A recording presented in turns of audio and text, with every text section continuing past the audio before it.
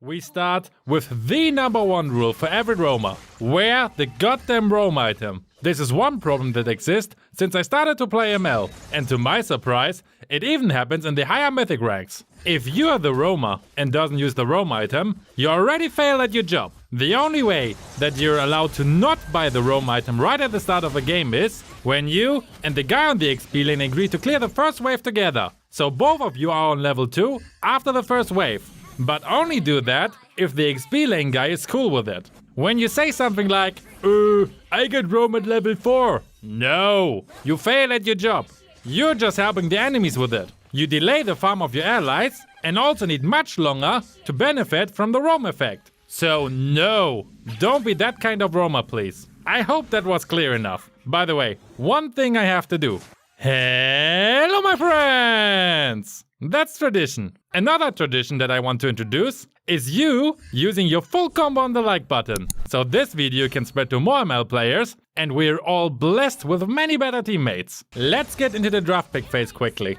Because there are things that you need to know. According to the vote I've made, over 75% think that S5 should pick the tank. That was just a joke vote, obviously. But that S5 should pick the tank is not entirely wrong, you know? If the whole enemy's team, or at least a big part of it, has been picked already, you can pick a roamer that is a really good counter to the enemy. And by the way, I'm talking about roamer, not tanks. Most roamers are tanks, but there are many heroes who are very good roamers without being tanks, such as Jawhead, Cho, Matilda, Rafaela, Estes, Angela, or Natalia.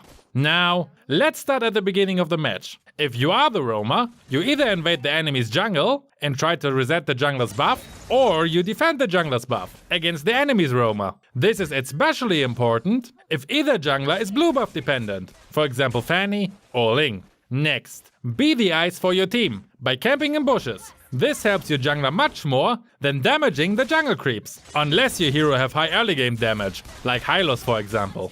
Another case where you might need to help damaging the creep is when your jungler has a very low damage output in the early game, like when you have a marksman as jungler. From this you already may realize that your job as a roamer is not to babysit the marksman on the golden lane, but to rotate non-stop, ideally together with your mid laner and the jungler, to ultimately support all of your allies together. If someone picks a marksman, that player must be smart enough to survive in the early game. We will talk about marksmen in particular in another video as well. If your counterpart stays on the gold lane though, your priority should be rotating to that lane. The enemy's marksman shouldn't start to become very fat. You also need a very special mindset as roamer. You're almost all of the time the one that jumps first into a fight. So dying is a natural part of your role. The only thing that is important here is how many enemies could you drag with you down? If you died, but your teammates could kill 3 enemies because of it, you did an awesome job and should be happy about it. Another thing you need to have in mind are the medals. Almost all players rate their game depending on which medal they get. Unfortunately, this system is rewarding those heroes who are able to get kills and are not dying frequently. So exactly those things that a roamer doesn't have. You will end up most of the time with the silver or maximum a gold medal, even if you were the real MVP of the game. Never be bothered about the medals. They doesn't mean anything. The only thing that is really important is if you won or lost the match. Also as a roamer, you are easily getting blamed by new players when they died. And yes, I consider most people who blame their roamer for their death as noob. A roamer is not there to babysit anyone. So if you were out of position and the roamer didn't suicide together with you, it's 100% on you and not on the roamer. That also means don't try to save a teammate that jumps into a 1v5. When you try to save him alone, you will just suicide as well. And that doesn't help anybody. Another thing I see many roamers do is taking unnecessary damage. Just because they can take a lot.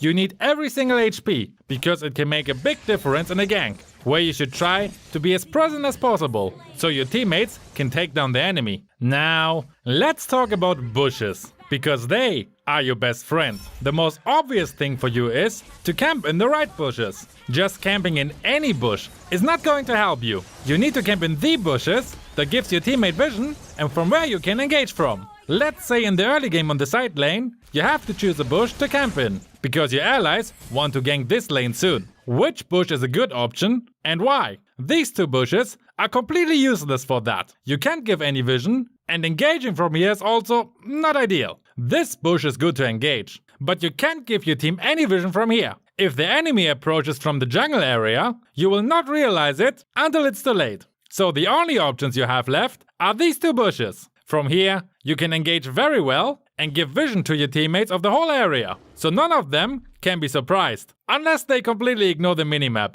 but that's a topic for another video. This bush is also very promising. You can give even further vision of the area, and many inexperienced players, especially marksmen, tend to get the small jungle camp here. So a perfect chance for an ambush. I love to use this bush for a quick ambush. But be careful, if you have no backup and the enemies rotates to the side lane, it can horribly backfire at you.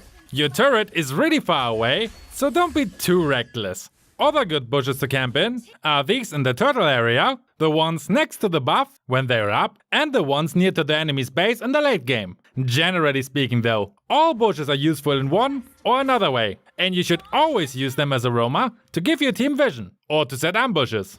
If you rotate with your allies, it is also your job to be the first one who enters a bush. There could be 3 enemies in it, and you really don't want that your squishy allies are the first who get attacked. If they blast their 3 ults into your face and you die, fine. But at least your allies are still alive and can continue farming, so your team is not falling behind that much. The next very important thing is the correct engage. If you land a perfect 5-man ult, but none of your teammates is ready to fight, it's a completely wasted engage, and you just suicided. You always need to make sure that your teammates are ready to fight. When you play with randoms, it can be really difficult. You don't really know how they behave, because some of them are just sleeping while playing, or maybe busy watching TV. You never know. So you need to know their behavior ASAP, so you can adjust to it. I would always use a launch attack ping and wait a few seconds before engaging, so your teammates are really ready. If they spam the retreat button though, then you should retreat. Retreat. Even when you're in the perfect position.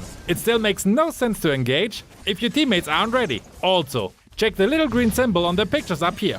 That tells you if their ults are ready or not. If you have AoE/CC abilities, you should make sure to actually hit multiple enemies with your engage. Just hitting one enemy is most of the time not enough to call it a good engage. Also, focus the enemies that deal damage and not the enemy's tank.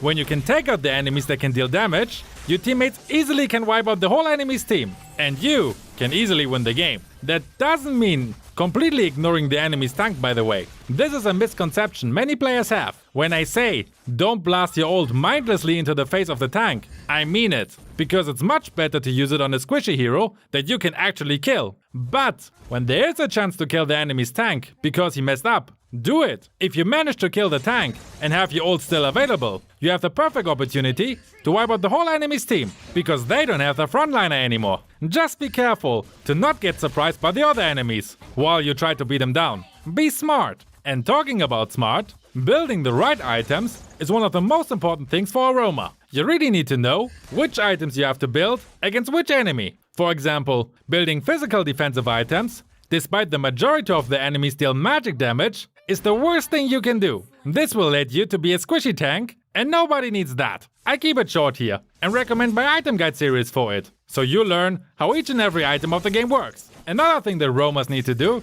is zoning out the area when your team is taking an objective. For example, when your team is taking the turtle, you don't need to tank the damage for them. You better non-stop check the bushes around the area where the enemies could come from. If they come, delay the engage to buy your team enough time to take the objective. The same goes when your team is taking down the turret. Secure the area so your enemy cannot hit you with an ambush. If both roamers have this mindset, it can lead to very funny situations, where both always end up next to each other and start to spam remotes and the recall button. Roamer mains are something else, and mostly the nicest people you can find in the game. Another nice thing will be if you're going to check out the whole Rank Up Guide playlist now, or if you like my work, joining my Patreon. A huge shout out go to Twisted J, Mist and Corbear. Have a great day, guys!